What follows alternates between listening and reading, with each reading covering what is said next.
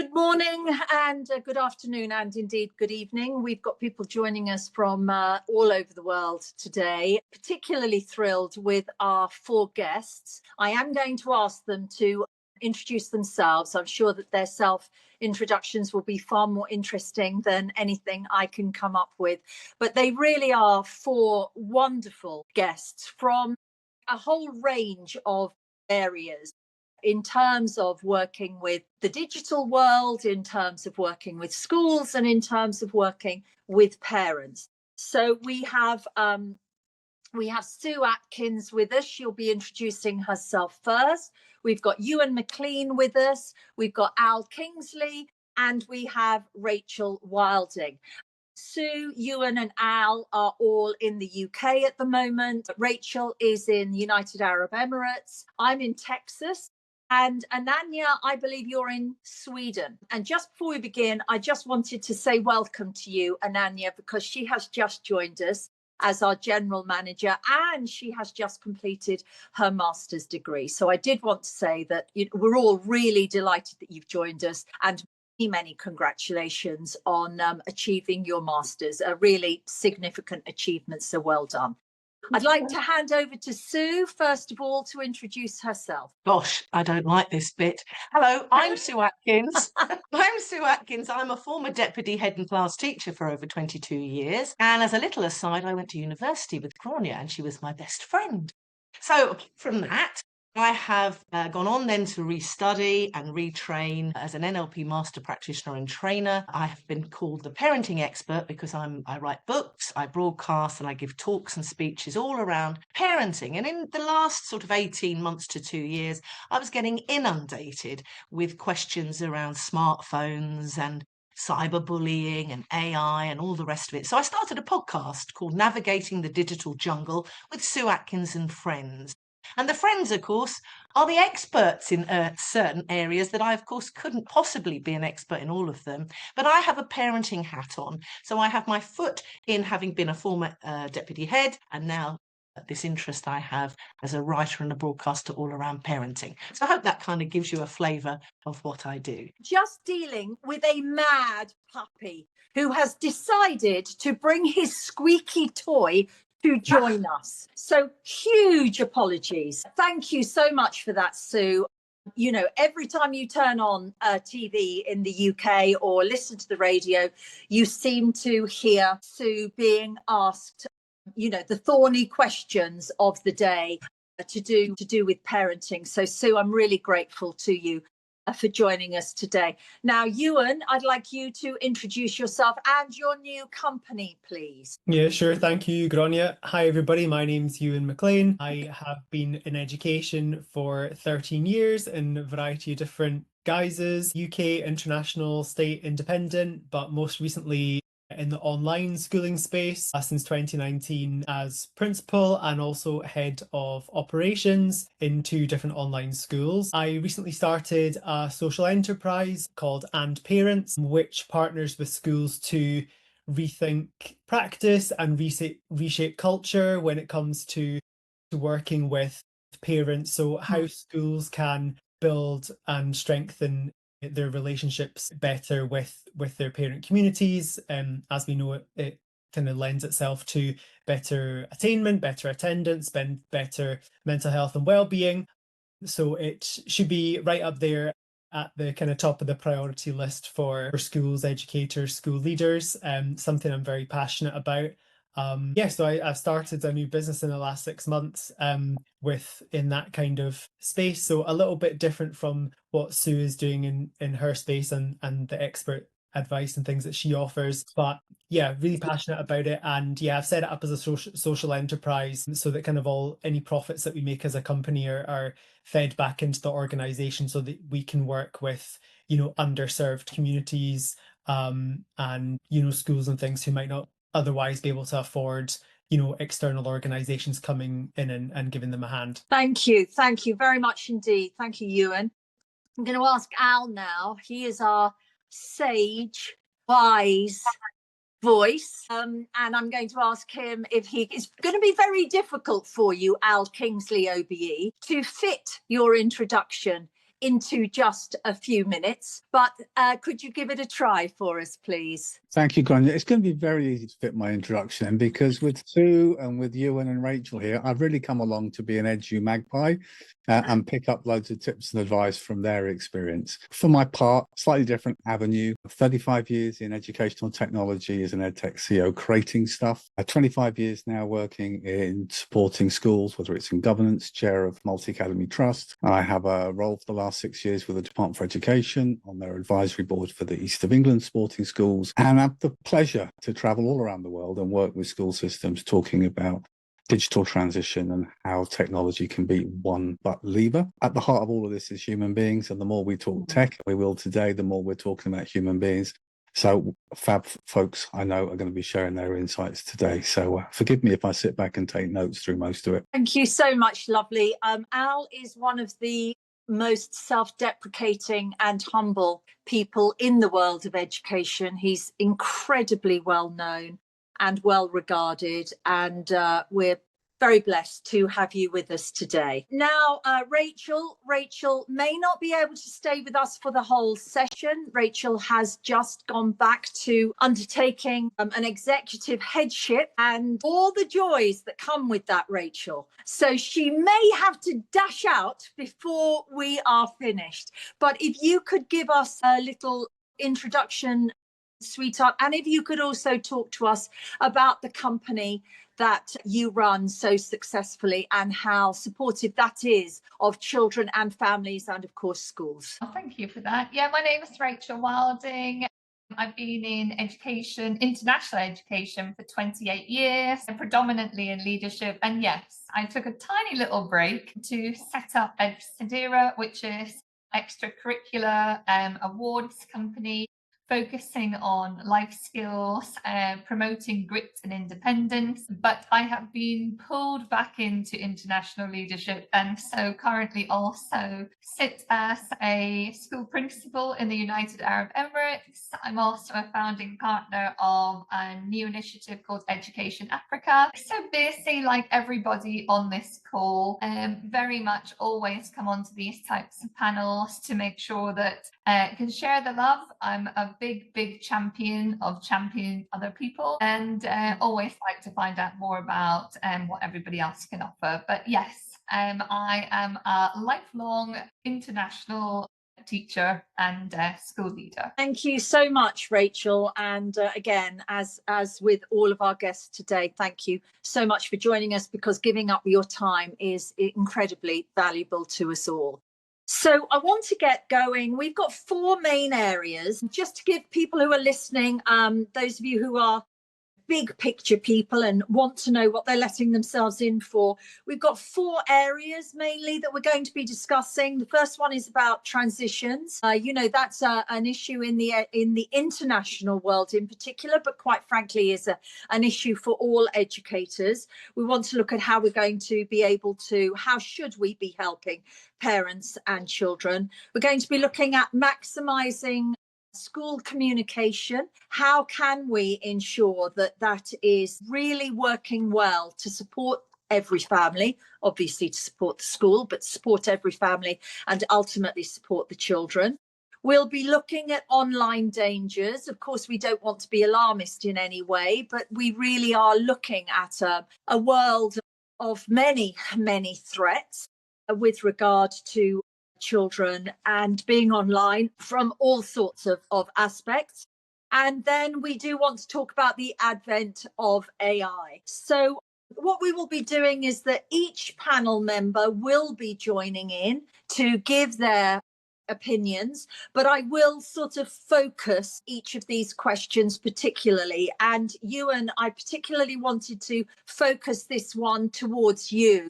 Transitions, particularly in the international world, are very challenging to deal with, particularly if you have had a number of transitions. We've all been in that situation where we've had children who might have been in 4 or 5 schools, from up to the age of 9 or 10, and multiple languages, coming into countries where they don't understand the language. What can we do to help parents and ultimately help children with these multiple and repeated transitions? Yeah, thank you, Gráinne. Sometimes I do have a habit of going off piste down a different rabbit hole, but do keep me on track if I move to another topic. But yeah, I think the main thing that hopefully we can all agree on is seeing families and students genuinely as individuals and knowing them as families, and making sure that in the process of joining the school that we're kind of fully aware of the family and their background and where they've come from. It all sounds, obviously, Euan, we're going to do this stuff, but making sure that we actually do it. Are we collecting safeguarding information, from where they've been before? What do we know about this child? Are there any additional things that we need to know about their learning styles? How does the family like to be communicated with?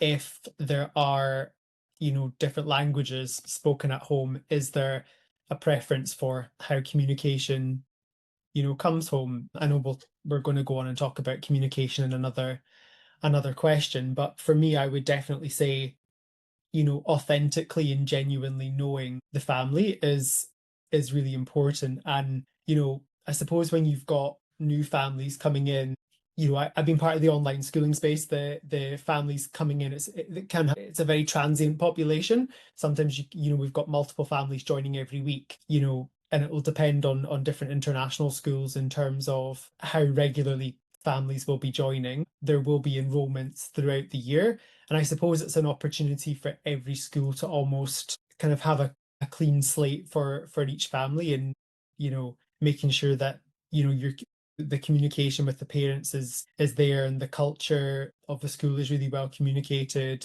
But I think for me, as I say, definitely knowing the families as the family and being able to kind of differentiate approaches with the family is really important. Thank you, Euan. What about you, Rachael? You've now just come back into international headship. I mean, you have many, many years of experience. You must be dealing with this from a practical perspective at the moment. Yeah, I think we all know that you've just got to try to establish that trust. And I always think that's the most critical thing for parents, for teachers, for children. There needs to be that element of trust. Parents need to know that whatever you're sending home or however you're communicating, that they can trust that you will follow up or follow through. And I think it's always important to also remember those children that have been there a while but maybe lost someone along the way. They weren't the child or the family member, that somebody else moved on and they were left behind almost. And you often see that, particularly with mums or dads. They've lost somebody in the international setting. They're sort of pining for that friendship equally as much as children. And so it's creating that trust so that they're able to welcome new members to the community, and that safe space that we're going to be able to be relied on continuously. And yeah, just methodical approach for me always.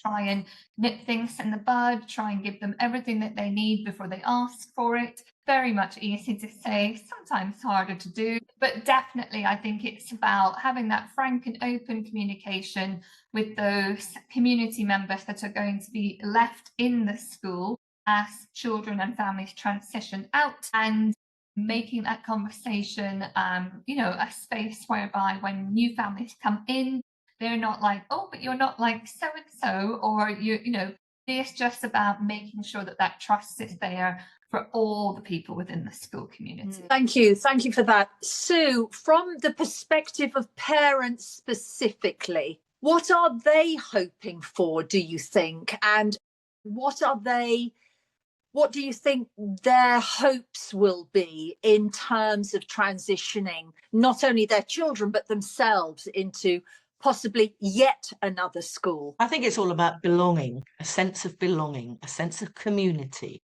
and a sense that their child is going to be wrapped around with care. I think it's very important. They're sort of handing over their precious child to you, no matter how many times they've transitioned.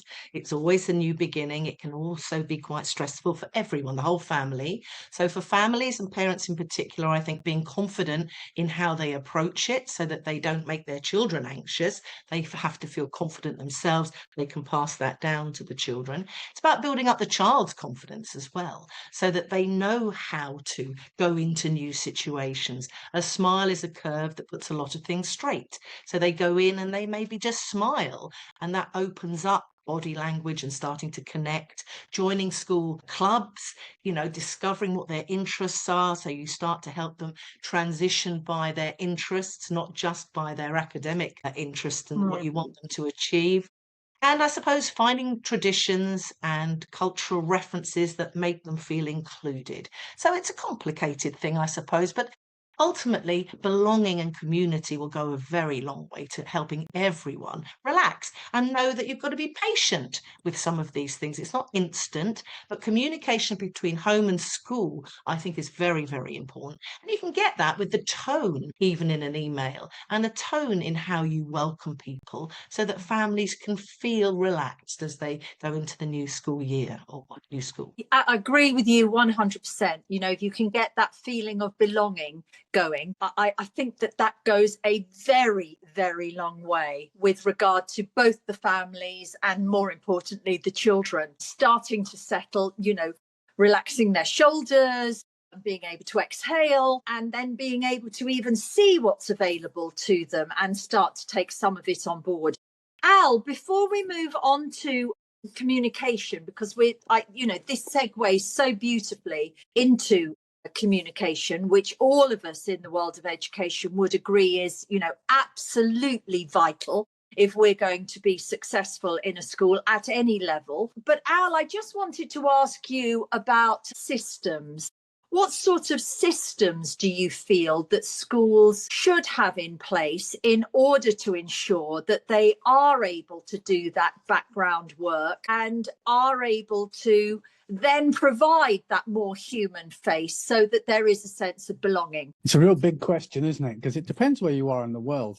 I can say it at local level before we look at the international schools context of the discussion around transitions or that potential risk of lost learning by a child changing its stage can be significant.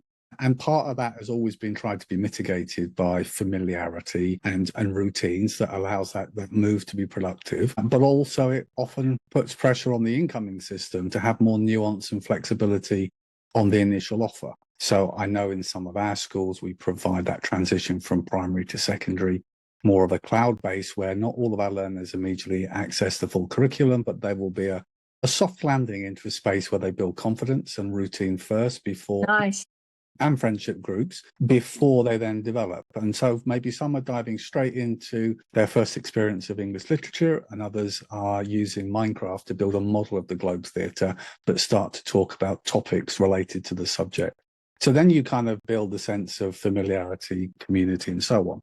But all that starts with, have you got the right links back to understand the context and nuance of the child that's coming into your school, which if you're in one locale and they're all coming from a feeder is relatively easy. When they're coming from all over the world, you create a different challenge in terms of how do you best assess a young person. And that absolutely is where possible. The more you can have open conversations with parents and also have that feedback loop in terms of reassurance.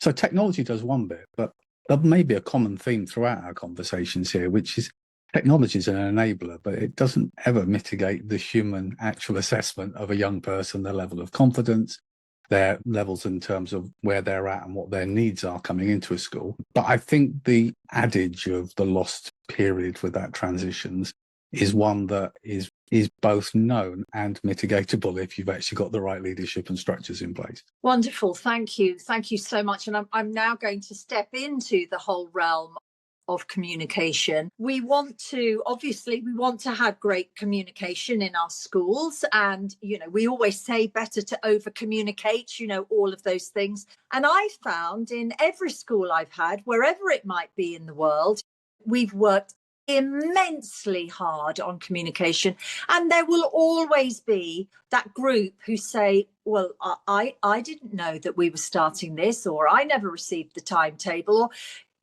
whatever. So I'm going to start with you, Rachael. How can we maximize our communication to really support each child effectively, whatever that stage may be within a school? I think sometimes we need to be careful not to over communicate, because real genuine communication can then just get lost in the fodder of continuous look on a seesaw, now check a reading record, now look at the newsletter, keep up to date on social media, now there's a vlog, followed by a podcast, followed by another introduction to us, and it goes on. And I think so many schools are trying to prove how good they are at communication, that getting back to basics sometimes really is the key, and almost like in an argument, stop and breathe. Don't just quickly fire out a notice, because it does filter into, if you've got, say, 3 children in a school and you're getting a bit here and a bit there, the actual genuine critical information sometimes gets lost. And I think schools can really benefit from just holding back sometimes. And there is a little bit for me to be said, less is more. Of course, communication is the key. I mean, we had this situation beginning of the academic year, some issues with certain little things, and communication was critical in making us get over that hurdle. But if we'd been going on about first day in school and this and that critical information would have been lost. So I think a clear policy, and I'm not a huge policy-driven type person. Of course, we need them, but I think a clear policy on communication and effective communication, so that what messages do need to get out are not getting lost because of over communicating. So I think a nice balance, and there's always lovely creative videos, and I myself do a principal vlog, so I'm not going to slag it off, but I do think that over communication can sometimes be the downfall of a school. I agree with you. I agree with you entirely there, Lovey. You expressed that really very, very well. I could see you nodding along from a parent perspective. I really, really resonate with that, Rachael, and thinking about those families where you might have 2 or 3 children and they're in different sections of the school, and in the end you've no idea what you're even meant to be looking at. So from a parent's perspective, Sue, would you agree with that? I found that very interesting point, actually, and as she was talking I kept thinking of all those newsletters, because it depends on the age of the children. Those newsletters in the bottom of the bag that you pick out, you go, 3 months later, I didn't know that, because your child's only 6 or 7 and it all gets lost. I think good school parent communication is the bridge, of course, that keeps children thriving.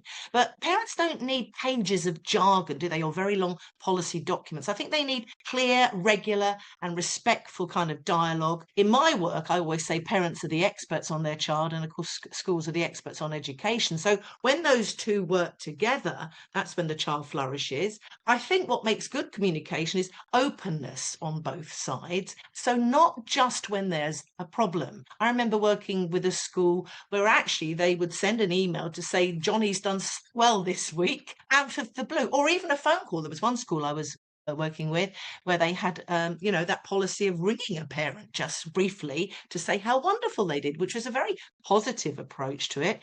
Quick updates, I think, work very well. Sometimes just a short message is absolutely enough. And I think what's most important is for a parent to feel heard, because if they feel heard, they feel understood. And that often takes down that pressure and that sort of misunderstanding and a little bit of argy-bargy. So I think when the communication is strong, parents feel more confident, schools feel less stressed, and children feel held and safe with that consistent sort of network of care. I haven't heard that phrase argy-bargy for a long time. I love that. And we all know, everybody, I can see people's faces. Martin Harris, I can see you smiling at that phrase, argy-bargy. We've all had to deal with that. Euan, did you have anything that you wanted to add to that in particular?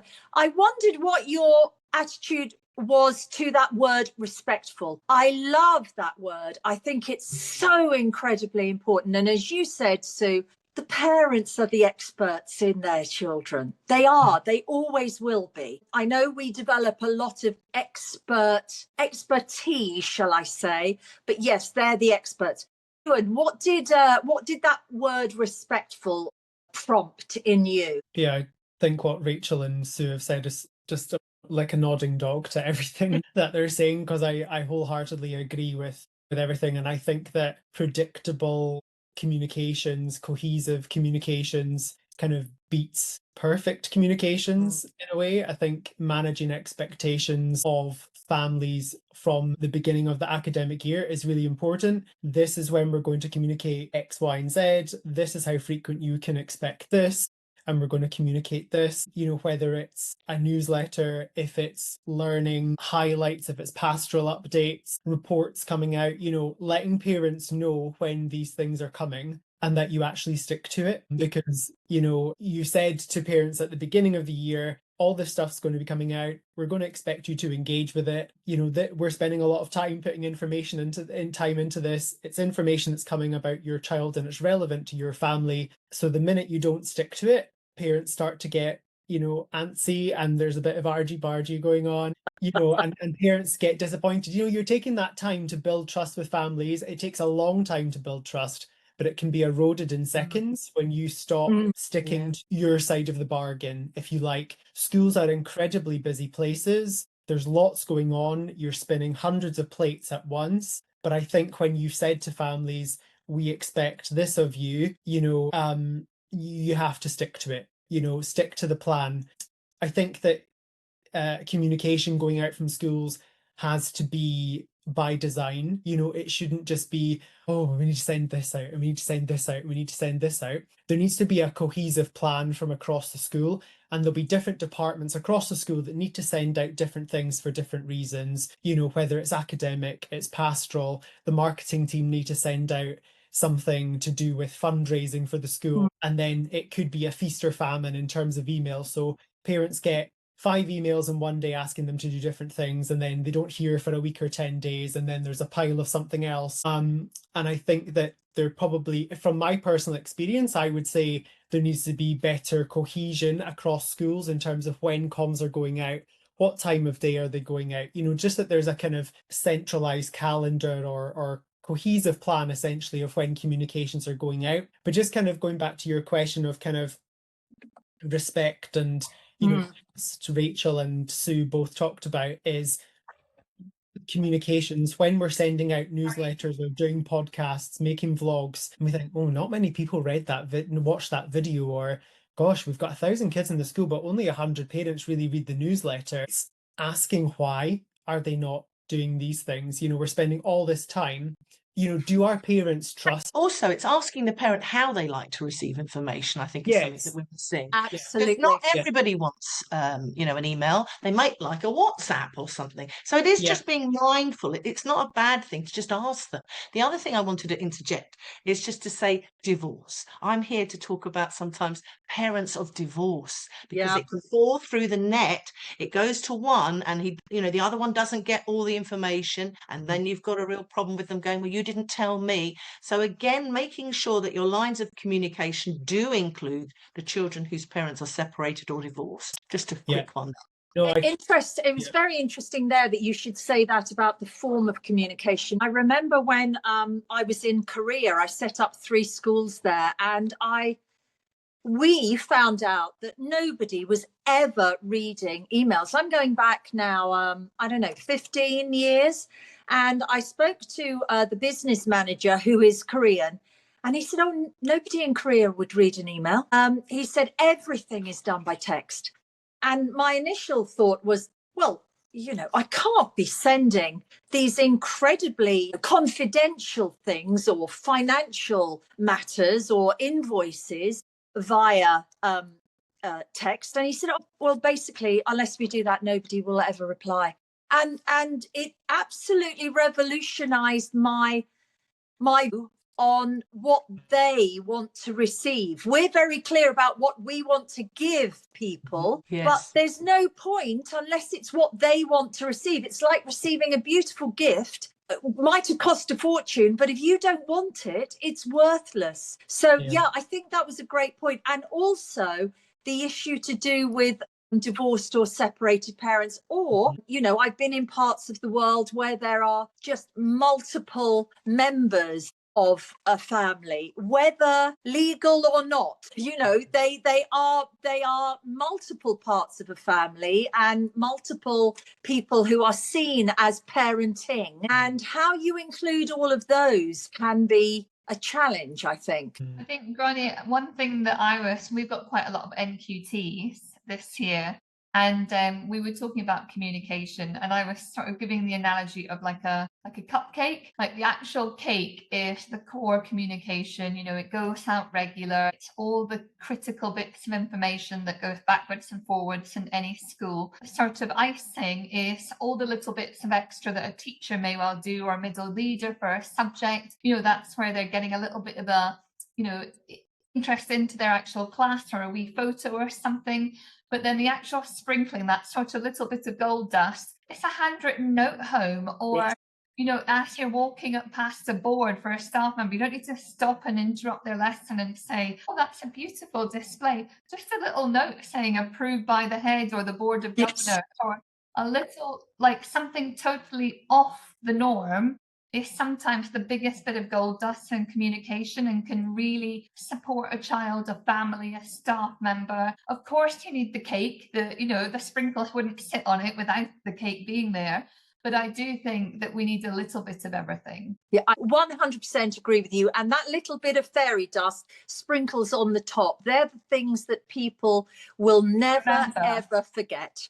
Because it's how you've made them feel. Yeah. We all know the Maya Angelou quote. People will not remember, I can't even remember the quote. People will not remember what you said, but people will always remember how you made them feel. And a little note to say that a child had done incredibly well, or God forbid, you know, a family suffered a bereavement, or, you know, a baby's coming and a bouquet of flowers turns up. All of those things, I think, are absolutely worth their weight in gold. I did want to ask you, I keep on giving you the really difficult questions, darling. I did want to say to you, do you think that there are particular systems that are most or more effective in terms of communication? Because I'm aware that things have changed so much over the years, and practically everything now is online. Very little is, you know, a note that you actually physically receive in your child's bag anymore. Do you think that there are systems that are particularly good, or, you know, are we still all looking for the ideal system? Well, I think to avoid any argy-bargy, I'll fax you my answers. That's probably the easiest way to keep things on context. You know, the irony is often the systems, and Rachel's alluded to it, are about that. And sometimes the less is more and the quality and consistency, because you know, if we want to go slightly more technical, and I'm not sure necessarily we need to go too far down the line, the consideration when we keep adding different curriculum resources and systems and data and analytics into our school systems is fundamentally about how platform agnostic our systems are and how interchangeable they are. In other words, does our data all come back to a central point? Are we able to coordinate what we communicate to parents and when? That consistency element of don't keep sending me 50 emails a day. I'd much rather get one or two that give me a high level summary. I think there is a very human thing around systems, much like when the pandemic arrived and we all discovered Teams was something more than just a chat and messenger. You could do all these other things. And of course, all other good platforms exist. But it is about the feedback loop. People like to be heard. And there's a natural persuasion to do a regular weekly, this is what's happening in the school, without a question of how do I capture that litmus test of whether you want to share some feedback on that. Now, I don't think that's any different to us learning about, you know, good management with staff. You've got to find times to do that feedback loop outside of just the pure kind of performance management side. So the best tools, the best approaches are where there is at least opportunities to capture feedback or suggestions or ideas. And then depending on your cohort, you will have differences. Again, we're talking from an international context here, but one of our schools, we've got over 40 languages represented. Modern technology means that for some, Actually, an automatically translated podcast of the term's news is much more likely to be listened to than written documents scrunched in the bottom of a book bag that go home at night. There are different ways. Now, you can find your sweet spot, but again, I think as Sue's alluded to, the best way to find the sweet spot is to ask, where do our parents exist? Age and stage, we might find them all on a school or a class Facebook group, or we might find them wanting WhatsApp as a team, as a group amongst parents, and they use it for all sorts of other bits as well. It's about having that flexibility, really, isn't it? And I think technology is a lever, but it's never what actually came up with the idea at the beginning, the plan of why we need to do this, how we're going to do it, and then we just use the tool that's best suited. And I'm desperate. You wanted to add to that? I'm desperate to jump in and just mention standing at the door is so wonderful sometimes when they're young. I know I've taught secondary as well, but that standing at the door, that little bit of chat, that wonderful welcome, or that little private message about something works magic for me as well. So just have to tell you that bit. But that is so true, and I know everybody here who's listening will absolutely agree. I also jump in as a senior leader and take that into a context of standing at the gate can be the biggest game changer for checking 100%.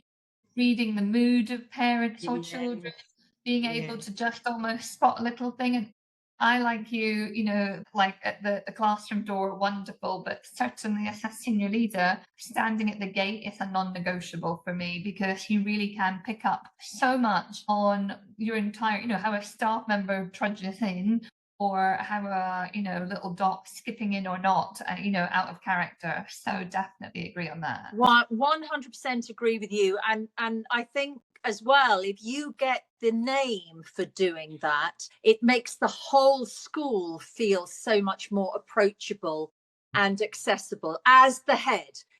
Or various senior leaders out there and being seen. We have a phrase in Ireland, a saying that says, the man who has a reputation for being an early riser can stay in bed until noon. If you have built up that idea that there are people who really make decisions and who have their hands in what's going on, when parents see that those people really are around, really are approachable, will have a chat with you. My goodness, the phrase you used, Rachel, an absolute game changer. And they use the name. Particularly when it's extreme, because whether it's my 45 degrees with 100% humidity, or pouring down with rain or snow, that people, you're getting a little bit of a tick in the box from your parents, even if it's like, oh gosh, it's hot today, or it's chilly today, but you're opening up that trust and communication. Sorry, Sue. Go ahead, Sue. I remember my son saying when I won't name the school now, I was just about to jump in, I forgot I'm doing it professionally. When the head knew the names of the child and their brother or their sister, or said something with the name, or the parent knows that you know their name, that goes a really long way to feeling that you are seen and you can be heard and they know who you are. So I just think even using a name can be very important. I'm a bit of a gorgon when it comes to that, because not only do I insist that or any head that I'm appointing knows the name of every single child. And I know that when you get beyond, probably 800 or 1,000 and you start getting to these mega schools, you cannot necessarily know everyone. But I've known every single name in every single school I've ever been in. But more importantly, everybody else needs to as well. So teachers shouldn't just know their own children. They should be able to speak to children at lunchtime or at the end of the day, or say, oh, Mrs. So-and-so told me about you. That just can turn a whole day around for a child. It really can. Okay, let's keep going. I know that we could talk about any of these questions forever. I wanted to talk now about, real sort of meat here. And Sue, I'd like you to lead on this. You have so much expertise in this area. And then I'd also like to bring Al in straight after you, Sue. The online dangers that we are looking at now, how do we as educators stay up to date with what they are and how to combat them? But also, how do we as schools help parents to understand what those issues are and how they can combat them. And then most importantly, I think, how can we work together to make sure that there really is a safety net for our children? Gosh, this is the really big one, isn't it? Yeah. Technology and AI, they're shaping our children's world in ways that we have never, ever seen before. Parents often tell me that they feel very overwhelmed. That's the overwhelming emotion I hear. Where do I start? How do I keep up? But the good news is that they don't need to be an expert in every app or on every algorithm. And what children need most is your presence and your guidance. They don't really need is for parents to put their head in the sand and go, can't cope with it. I can't keep up with it. I don't understand it. And that's actually why I started the podcast, to demystify it, really, keep it pretty simple. But I've become more and more interested. And of course, if you look at certain things like on LinkedIn or wherever you might get your news, it can be doom and gloom because that sells newspapers and, clickbait and stuff. And it is dangerous. So I talk and write copiously, as you'll probably know if you follow me on LinkedIn, around these dangers. But I don't want people to stay stuck there. Okay, you need to understand about some of these very dangerous things. But now what do you do? So again, that's because I'm a former teacher. I just take it and go, right, let's get practical. What tips do you need? How do we help you navigate this digital jungle?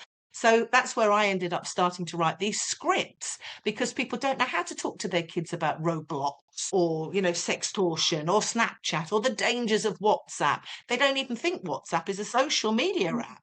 So I try and give them practical guidance, bite-sized bits. I'm very active really now around delaying smartphones. We've got big conversations about smartphones being banned in schools, and some do, some don't. It changes all the time. But I think it's about parents not feeling blamed. It's not their fault either. They don't understand it. So it's very important in my world, for home and school to work together on some of these issues so that you are exploring it, keeping up with it. Teachers need to be trained more in it too, because you're just coming at it as a teacher of geography, for example. How do you get to know what doxing is or whatever it might be? So keeping curious about it, keeping an open mind about it, exploring where you can get really good information. And I just have to say, Al, I just love your newsletter. Because I'm looking myself, because, for good information, reliable voices, people I can trust, so I can then pass it on to the parents that I work with. And I really look forward to getting that newsletter because I feel it's a really great, structured thing that I can then become more informed with. So it's the same for parents. And I don't want them to ban tech. I want them to, be curious about it. And my ethos is you need to be pro-tech, but protect. And that's where it falls through the net. Parents don't always understand the online dangers. They don't talk about, I write about and talk to parents about, don't call them parental controls. Your teen's going to definitely want to get round that one. Talk about, let's do it together. You don't just hand over these devices and some of this stuff without framing it in some form of boundary setting. And it's all about communication, all about connection. And I'm not an AI specialist, so I don't wing that one like rugby over to Al because this is where he will shine on this. But I hope that gives you a flavour of the sort of approach I have to all of it. No heads in the sand, but do definitely connect and talk with your children, not at them. And Sue, can I just ask you, when parents approach you, are you finding that there is a sort of a specific point at which they start to panic and they think, oh my God, I've got to speak to an expert? Cyberbullying is a big one, and WhatsApp can be quite a big one with, that whole FOMO thing. I don't want to miss out when they're talking about, oh, I'm the only one who doesn't. And certainly at this time of year, I'm getting inundated with she's starting secondary school. She needs to have a phone. She doesn't really, or he doesn't really need to have a smartphone. You can go down that route of a brick phone or a smart watch. Also with smartphone-free childhood, which is a sort of a grassroots campaign that built up over the last year or two. That's an interesting thing because it goes with the school community itself sort of encourage different ways of thinking about tech. And I'm just not, I don't like just shouting out about it. I want parents to own it and go along with their children as they develop it, because children won't always understand the dangers. And it's the same thing, isn't it? Even when it's sweets at the checkout at the supermarket, saying no sometimes. A magic word for children nagging and whining about getting a smartphone is not yet. Because for me, it's like handing them over the keys to my 4x4 that's outside with no guardrails, with no explanations, and go and fill your boots, and you don't know where they are and what they've seen. And once they've seen it, they cannot unsee it. So Yes. protecting them is very important, but it's how you say it, when you say it, and your whole kind of approach to it. Don't come down on them dictatorially and all fuddy-duddy, because it'll switch them off and they're going to go off elsewhere to do it. But I think there's a huge groundswell around all these topics at the moment. Parents and teachers really seem to be trying to talk about it. We even see adverts now with EE, and I'm not sponsored by EE or anything. They're all looking at different ways to try and help people navigate this jungle with, SIMs and all the, different SIMs and different protections. So anyway, it's not an easy answer. But certainly embrace it. Don't be frightened of it. And then put boundaries around some of it for your kids. And it's incremental. As they get more mature, as they learn to self-regulate some of it, then you give them more and more life generally when you're raising children, really. Sure. What would you say in terms of what schools need to be doing to support parents in this?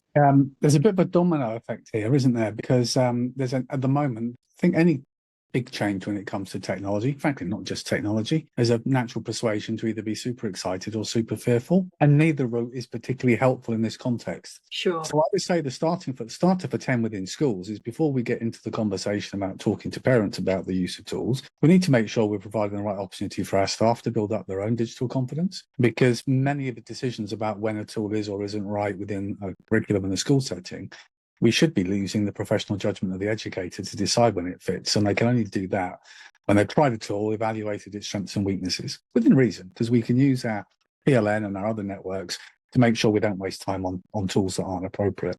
But then we put ourselves in a stronger position to talk to parents, not about the what we use or how we use it, but also the why. And the why is the most important thing. What's the purpose of this? And in the same way as for our youngest children, we wouldn't say use an electronic device and close your bedroom door. We'd want to have doors open, and want to have visibility. And I'm not going to cover all the amazing resources and ideas that Sue shares from a practical keeping, children safe with their digital technology. But digital citizenship for me is not just about learners. It is absolutely about parents. It's about building their digital confidence. When we talk about AI, we immediately think of either robots or algorithms, as if nobody noticed that 20 years ago, when we first started using Alta Vista, Lycos and Google, there are algorithms in there. And the answer that comes top is absolutely not just because it's the right answer. It's shaped by all sorts of things.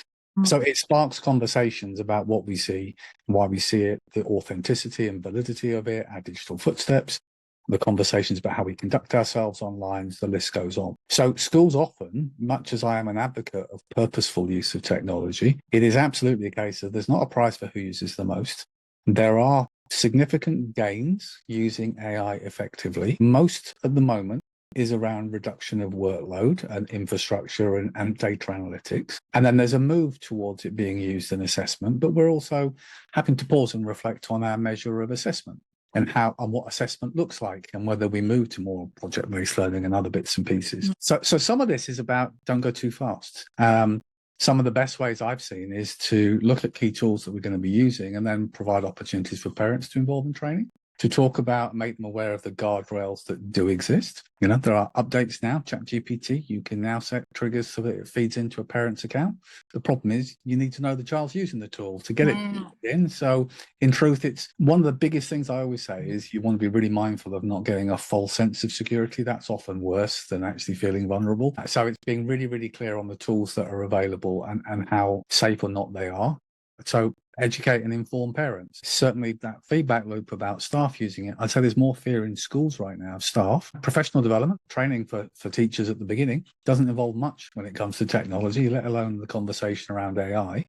And now we're saying to staff whose cup is full when it comes to workload, we'd like you to acquire a new skill in this time you haven't got, on the promise that it might save you some time down the line. Not some time to let you go and kick back and relax, but to do something else that's desperately needed within the school day. So that confidence building is the most important thing. So I would say 1 or 2 things a year. Technically, when it comes to updating your digital strategy, that's the level you want to focus on, because beyond that, you're not going to have time to embed it and get a measure of impact to make it purposeful. So less is more, just one step at a time. Thank you. That whole thing about not just piling on more and more and more is just so important for especially for our schools and for our staff.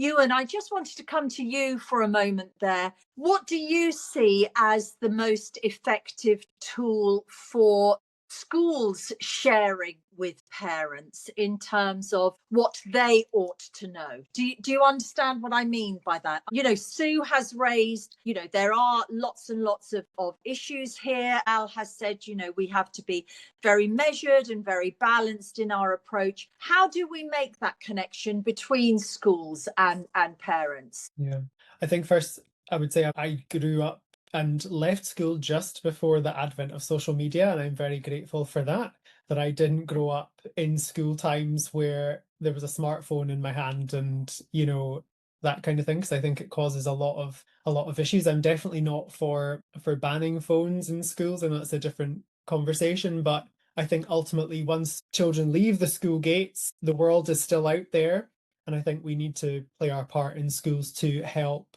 you know, them navigate that space, and, you know, the pros and cons of having that technology and using it responsibly. I think probably one thing that schools really need to work on with students more is critical thinking, and how students determine whether something is genuine. Is it true? You know, should I think twice about that before I post it? Or, you know, anybody can put anything online a lot of the time without consequence. Young people now, especially with AI, you know, you're seeing it in classrooms, students using AI to help write essays. As the teacher, you're reading an essay going, I'm not sure that happened, or I'm not sure that's true, because AI has hallucinated or come up with a different fact or whatever, and somebody's, you know, a child has just copy and pasted it and taken it as read. Whereas, you know, people who maybe grew up before the advent of the technology that we're seeing now, is that we maybe think twice about whether something is true or factual, or whether or not we have to, you know, look at another source to back up what's been said, that kind of thing. So I think critical thinking is really important as a point in terms of really teaching young people how to deal with the information that they're coming across, and thinking about, is it actually true? There is, when I used to send out newsletters from the online school that I was in, we used to send out on a Wednesday, I can't remember what the organisation was called previously, but it's now the National College. They used to do like one-pager cheat sheets almost of different different platforms, different games, you know, aspects of technology. It was essentially what parents need to know about WhatsApp, what parents need to know about Roadblocks. And it was just really kind of like bite-sized bits and pieces about all these different things. And I think sharing, they used to put them out on a Wednesday for free. I'm not sure if they still do that, but every Wednesday. And then so the one that came out that week was generally their most up-to-date one. And then I'd pop it in the newsletter and parents would be able to have a look at it.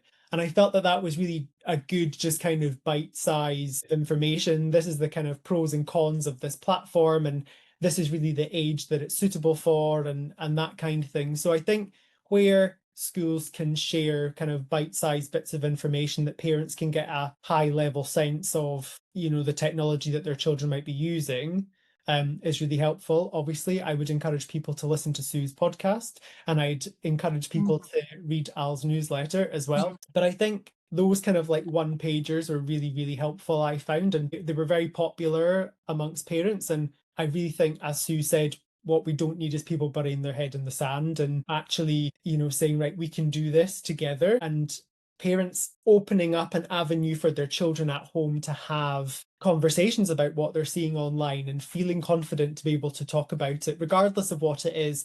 You know, I saw this online today, what does that mean? And, you know, being able to have those conversations. You know, do parents really know what their child is looking at online? And I think the majority of the time the answer to that is no. Yeah. I don't think parents really do know what their children are looking at and what they're seeing. And, you know, that communication piece is really important. But I think probably one of the main things I'll say before I be quiet is making sure that the safeguarding route in school is clear. You know, that the go-to safeguarding person is really well signposted, so that if, something comes up, that it's easily reported to the school, whatever it might be, there's an avenue where a parent can maybe talk to the school and say, this happened, what do I do? Or I want you to be aware of this, and, making sure that the people responsible for safeguarding in your school are really visible, and, throughout the school, people know what the safeguarding procedures are regarding, tech and AI and different platforms. Euan, I'm going to go tick, tick, tick on all those lovely safeguarding bits. But seeing as we have an argy-bargy theme this evening on our conversation, I do think part of the conversation back with parents is understanding, the anxious generation, because we put a device in a child's hand and it places them in all this vulnerability. Don't disagree entirely, but I would also argue the main reason why we struggle with language, oracy and other things is because our young children have a device in their hands because their parents have a device in their hands and their parents aren't talking to the children. So there's also a feedback loop here, which is actually the best thing you can do in terms of your device development, is actually to set clear boundaries and thresholds for yourselves as well at home. So there's opportunities for the most important part of that, nurture. And I know that sounds very patronizing to most parents, but it seems to be an increasing one where it's really easy to blame the device in the same way as it's really easy to put a prescriptive, this is how much time you should spend. Well, it's not the time, it's what you're doing that's the most important driver on that. And absolutely, if a child is doing it, it's more what they're missing out on, which is the bigger part of that conversation. So I kind of think in a polite and respectful way of digital citizenship training for parents is actually recognizing that they're modeling the behavior for their child, and they need to actually model that more in a positive sense as well. Again, how you weave that in, I'm sure you folks would do it. I agree with you entirely. And it's interesting that everything that each speaker has come back to over this last hour or so is always coming back to that personal touch, to being present, to being there, to being visible, whatever it is that we have talked about. And that sort of balance, that being there, that being present, is more valuable than all the policies in the world and all the devices in the world. I really liked what you were saying about that cheat sheet. And that would be something that, I would find very valuable. At the risk of embarrassing Al entirely, God bless him, I too have to say his newsletter is just the most extraordinary roundup. And I recommend it to everyone because I know nothing. And every week he manages to make me, an absolute dullard, feel as if there may be a glimmer of something that I know, or there may be something that I find interesting, or there may be something that I can use. And I think so often we all deal with experts all the time. We're all in expert fields ourselves. Dealing with experts can be so tiring, and dealing with experts makes me feel like an utter twerp. And so when you come across somebody who's not only able to bring all of that stuff together, which in and of itself is an extraordinary skill, but able to bring all of that together for us all, I think that is invaluable. And in the same way, Euan, I think being able to give parents tips, not patronizing in any way, they can use them as they see fit. You're not trying to teach your granny to suck eggs, but you're also not treating them as if they know nothing. I think that would be incredibly valuable in so many areas of our professional lives in schools with regard to communication with parents. I'm just aware that time is probably not on our side. Ananya, did we have any questions that any of our participants wanted to ask or people had sent in prior to us opening the discussion? In the chat right now, there's not anything, but I thought if anyone has any questions that they'd like to ask live. Sure. How much time do we have, Ananya? We have about half an hour left. Oh, fantastic. Unfortunately, Rachael had to leave because she did have another appointment. She wasn't aware that this was actually going to be 90 minutes.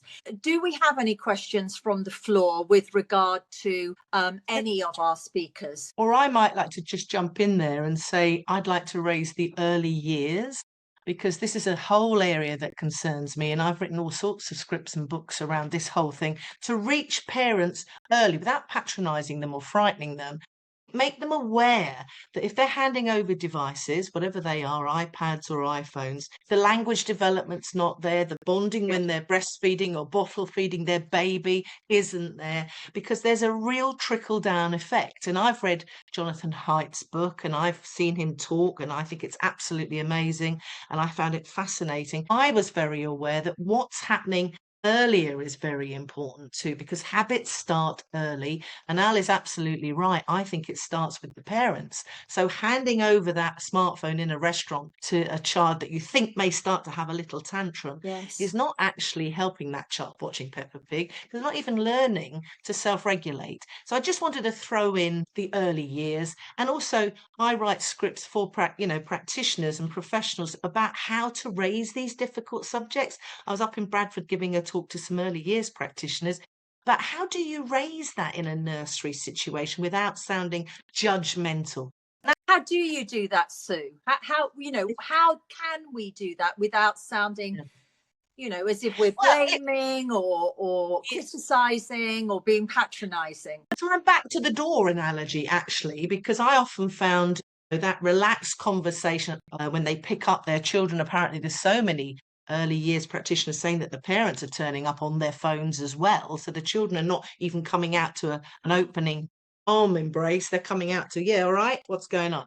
So that in itself, but it's in the tone about saying, oh, it's a bit difficult. Was it, this weekend I found I was on my phone or I was watching video. How do you manage that at home? So you're just sort of engaging. You're not judging or jumping in too soon, but you are raising that conversation. And I've had conversations with speech therapists. What do we say? Because we know that some of the reasons these children are coming to see us is that they are on devices for too long, instead of playing or talking or exploring or playing in the garden. They're the parents also that I'm trying to sort of reach without being too dictatorial about it or too, precious. I just want them to pause to ponder what they're doing with their devices. So I just wanted to throw in screen-free early years is quite an important aspect of this too. Interestingly, unfortunately, Rachael had to step out. But one of the most interesting things I think about her company, Edsidera, is that it's almost a sort of a return to old-fashioned values with regard to giving parents a real alternative. It's very easy for us to say, dear, maybe, she shouldn't be on the phone, or maybe she shouldn't have a device. But what alternative are we giving parents? And certainly looking at the sorts of programs that are offered with Edsidera and, with all sorts of companies, clubs and after school activities and co-curricular activities and all of those. But the thing that really struck me about her company, and I've known her for some time now, and I've seen these programs roll out in schools. First of all, they're not expensive, because all of us understand that social divide, and how privilege gives you so much more opportunity for your child. We all also understand that there can be drawbacks with that too. But, it has to be something that isn't too expensive. But it's like a sort of a junior version of the Duke of Edinburgh Award. We all in schools, those of us who have schools going up to the age of 18, we all aspire to be Duke of Edinburgh Award schools because we understand just how incredible those experiences are for young people. And we hope they're going to take those experiences on into their life as they go on to university, etc., and further, and how it can really mould an individual. And with Edsidera, these are opportunities for children to be involved in, developing independence, having great fun, being in the outdoors, doing all of those sorts of things at an appropriate scale. And for me, I think in the last couple of years, it's really felt to me like an antidote to all of the screens and to all of the time that's spent on screens, either directed or undirected. And so giving parents an opportunity to have those alternatives must be part of that dialogue. Is that something, Sue, that you are doing to encourage parents, actually give them those alternatives? Absolutely. The whole point is, that this is the alternative. I say the word antidote as well. It's a balance, isn't it? Because wonderful things happen when you can even use technology and binoculars. But it's the idea of going out and playing, exploring, playing with peers, playing with friends, exploring with parents. Parents, I always say, children spell love T, so it doesn't actually matter what you're doing with them, but it could be gardening and you're talking with him and chatting, riding bikes and going for bacon sandwiches afterwards or something. All of these things are sort of what I call a digital detox, and everyone talks about that as a big deal. I always think a little and often is fantastic. So each day have just 20 minutes and fit incrementally. My daughter's running the marathon. I can't believe it. It's quite extraordinary. But she's building up now, and she does it incrementally. So it's the same sort of thing about coming off your devices. Don't just come off, go cold turkey. Oh, we're not going to have any devices, because it's ridiculous and not realistic. But think about how you can reduce it. For example, at meal times.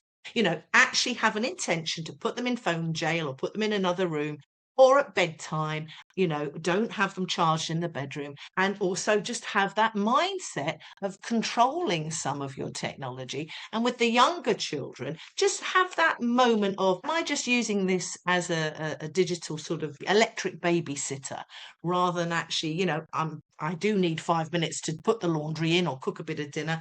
But it is very important that it's just not automatic. We have to think about what we're doing, and little incremental digital detoxes difference over time. So just think about unplugging from time to time and doing that yourself as an adult, because children are looking, learning and watching you all the time, whether you like it or know it or anything. That's where the habits are coming from. Absolutely. Al, did you have anything that you wanted to add specifically with regard to AI? We have touched on it. Yeah, afraid so. But is there anything specific that I just don't want to have these people who are all tuning in. I don't want them to be disappointed that we didn't wring every last drop of wisdom out of you. Well, let's link AI to the bigger picture about why we all do what we do, and recognize why there's a seismic moment. And it ultimately comes back to the conversations we have in our schools and with our parents. For 150 plus years now, we've had an education system that's largely built on the context that the most academic and smartest children will be most successful in life. And we have our little thresholds and checkpoints through university and onwards that take the most academic, and we succeed and thrive in life. And for the first time with AI, not in terms of which tool and how do I use it best, but we have a digital landscape in the workplace that says the most sophisticated mathematicians will never compete with AI. The quickest linguists will never translate as quick as AI. So what we want in the workplace are all those human skills, those soft skills, those critical thinking, communication skills, resilience, imagination, creativity, and so on. And if that's the case, and that's the trigger for us to reflect on our curriculum, it also gives us a reason to explain that in a broader sense and a softer sense to parents about how we're here to nourish the whole child, not just the paper certificates. And whilst that might be what we're pre-programmed to measure good and outstanding education on, the truth is the world is a-changing. And that's why a child that is resilient, a child that learns to dust themselves off and get back up, that gets out in the garden and digs and plays, but also is able to do more of these conversations around project-based learning and involving parents at an early age. So these challenges about, is this real or fake? We'll get the parents to help the child, and in effect, we're conveniently educating the parent at the same time. But this is part of a changing landscape that all of us are grappling with in education. What will future qualifications look like? So I always argue, people tend to take notice if they see a why. Why are you telling me that it's important for the child to do more of these things? Why are you telling me that it's not just about the academic qualification? And if the why is, because in the future, that's what's going to make them stand out, that's what's going to make them different, that's their most human qualities. I think we close the loop on the technology, the AI, being the catalyst to focus on the most human bits. And there's an irony there, but I celebrate it. I love that. I knew you'd come up with an incredible gem towards the end of talking today. Thank you so much. I think we would all agree wholeheartedly with that. I'm just thinking about the group of people who are here today. There's me, you know, who has been around since dinosaurs were roaming the earth. And then we've got someone like, you know, Ananya, who has grown up with a lot of this and who really sees it as being natural and normal and just a part of the world. But interestingly, when we bring it all back, it comes back to the human. It comes back to those qualities. It comes back to those, what people might call soft skills, but actually are the thing that makes the difference between person A and person B, whatever it is that they may be pursuing professionally or in their life. If we could just sum up, as I say, I know we've lost Rachael, but if we could have just a few sentences from each of our panelists today, because you really have been just wonderful. I do feel very deeply honoured to have been able to spend some time with each of you today. Could you just give us, you know, a few sentences before you go to sum up what we've been talking about today and to give us a little bit of hope for the future? I always love to finish anything we do with, something really positive and something hopeful going forward. Euan, could we start with you, lovey? Sure, yeah. I would say really before we're thinking about, you know, technology and, you know, communication strategies and things like that is really having a solid foundation of trust, understanding, empathy with families, and almost even before you think about tech and comms and things, is just really taking a step back. Do we have that solid foundation?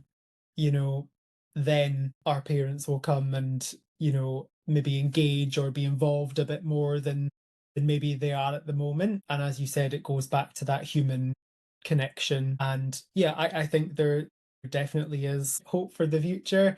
It's just about navigating it all, but better together. Trust, empathy, understanding, foundation, and then it'll progress from there. Thank you so much, Euan. Thank you. I really appreciate your contribution today. It's been so lovely to have you with us. Al, can you give us a few final sentences? Absolutely. I suppose if I was talking to parents, I'd say supervise, talk, set boundaries, and model good habits, because fundamentally that's what it comes down to. On the bigger picture of making decisions about next steps and what we're doing, I would say just remember you have 2 eyes, 2 ears, and 1 mouth. Make your decision making based around that. Lovely. Thank you very much indeed, Al. And Sue, can we come to you, lovey, to just close and to give us a little bit of wisdom? Oh my goodness, no pressure. Just communicate, just connect, and just communicate with your kids, not at them. Go alongside them. Be curious about all these wonderful things that are happening, not fearful. But don't just put your head in the sand. And of course, it's always hopeful, because the real life stuff is about people and how they make you feel. Your core values of spending time and playing and talking and eating and listening to your kids is always universal. So we'll all be okay eventually in the end. If we're not, then it's not the end. And I think that, I've just, with Eton House, we've just opened 2 schools in Riyadh, in Saudi Arabia. So, 2 big new teams all coming together, lots of new young staff, young parents, and of course the children themselves. When you look at their faces and you see the joy, especially at the end of the first day, you see trepidation on the first day in the morning. I was out there with the heads, shaking hands and welcoming everyone. When you see them going home disheveled and tired and delighted, and then the next morning before the car has even stopped, to be waving excitedly because you're back there the next morning. That really fills me with such hope that we are all doing something right, that hopefully we've all got open minds and we'll continue to learn. Certainly, my goodness, I have learned so much today from listening to these very sage guests that we've had today. And I do believe that we are going in the right direction. And really quickly before we end, I think Sarge has a question for the group. Well, really two things. Thank you very much for the great session. And I want to ask Gráinne, so in Korea, so what did you end up with for the means of communication? Because we have this problem in China. Parents do not read emails. It's like, the century ago for them. And the school insists on having email because it's they can track whatever's being said. And basically, if something urgent is coming up, parents do not read the emails because they simply, having an account, they never check it. And it's really an issue. I then was in China for 8 years myself. So I know exactly what you're talking about. And we had to use WeChat.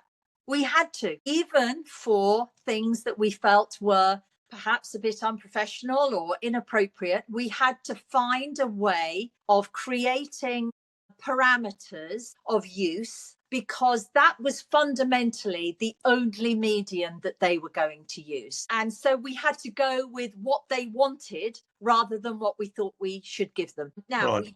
we did also follow up, we did also link emails and things of that nature to the WeChat discussions and to the WeChat groups and to, all of that. But fundamentally, we had to go with what worked. And I also want to just remark, not a question, but a remark. I agree with Al in a way that parents, they have to be educated in a way, maybe sessions. And I wanted to ask dear colleagues what they do in this area. Because like somebody said, to be a teacher, you have to go to university, and to be a parent, you don't need a degree. Handbook. You just boom, and you're there. And many parents really need to know how to deal with kids. And my personal philosophy is that we have to educate them, and parents have to become a better version of themselves to show the kids. Because kids, well, we know this all adage, they don't listen to you. They follow what you do. So probably some educational sessions might be necessary. And if somebody can say what they do, for example, coffee with the director is just half an hour, but maybe some more advanced communication would be good. It's great, that you have coffee mornings and you have surgeries and people can come in and they can talk and all of those things. Immensely important. But I think a program every year of effective parenting, you can call it whatever you want to call it. But effective parenting, depending on the stage that the children are at themselves. Early years parents need as much help and support as children who are going through IGCSEs and A-levels and getting ready to go to university. And parents are, in my experience, in many, many different countries around the world, parents are immensely grateful when you hold these sort of sessions. Not every parent can attend anything. So if you send out a crib sheet first to say what you're going to be discussing, you then have the discussions. Now, you may want to bring in people who work in psychological services or in parenting services. I know Sue does a lot of this work all over the world. You may want to bring in experts like that. You may want to use experts in your own school, and then send out information afterwards to say, this is what we discussed and this is the value that we feel that we got from it. And of course, do ask the parents what the value is that they got from it. Parents are incredibly grateful for that. They do not feel patronized. They feel, thank goodness that someone has given me some directions, given me the map. So I know how to read and I know how to hold the map. I just don't really understand what's on the map and what all the symbols mean. And if you can do that every year, if you can do something that is for early years, if you can do something that's for primary, if you can do something that's for older children, you will also encourage far more discussion with people like your counselors or people who are on your home school liaison groups. It will really open up the discussion, and people will start to admit that they don't always know the answers. And in some cultures, that's more difficult than in others. But I've never found a culture who didn't appreciate it, who didn't respect it, and who didn't then start to ask more questions. Did anyone else want to add anything to that? I run power hours, which are, I come into a school and just do a power hour around topics that parents want to talk about. And definitely it's in the tones. You don't want to patronize, or you don't want to just make parents feel guilty. And so I have a whole host of those that I do over a period of a year with schools, actually. So if you want to go and explore navigating the digital jungle.com. So many parents show up, or not at all? Yeah, Because I because would predict not many, though. Oh, I don't know, last one I had something like that's 200 good. people on it. Yeah, because it is very friendly, chatty. That's my kind of style. And because it's online, I don't travel well, I mean, sometimes I go and travel to do these things, but it's much easier to do them online. Anyway, go and explore them, and they might be useful for you, to give you a few ideas. Unfortunately, we are out of time. I feel like we probably could have had another hour on this, because it's been such an amazing conversation, and I really appreciate all of our panelists and our audience as well coming out and taking the time.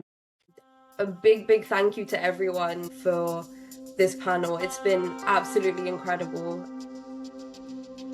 Thank you for watching our first PD event of the year. Coming up next, Janice Williams explores university destinations beyond the USA and UK, covering opportunities in Australia, Europe, and Asia. Sign up by clicking the link below. At Leading Your International School, we're dedicated to elevating international school leadership. Ready to join our community? Click the link in the description.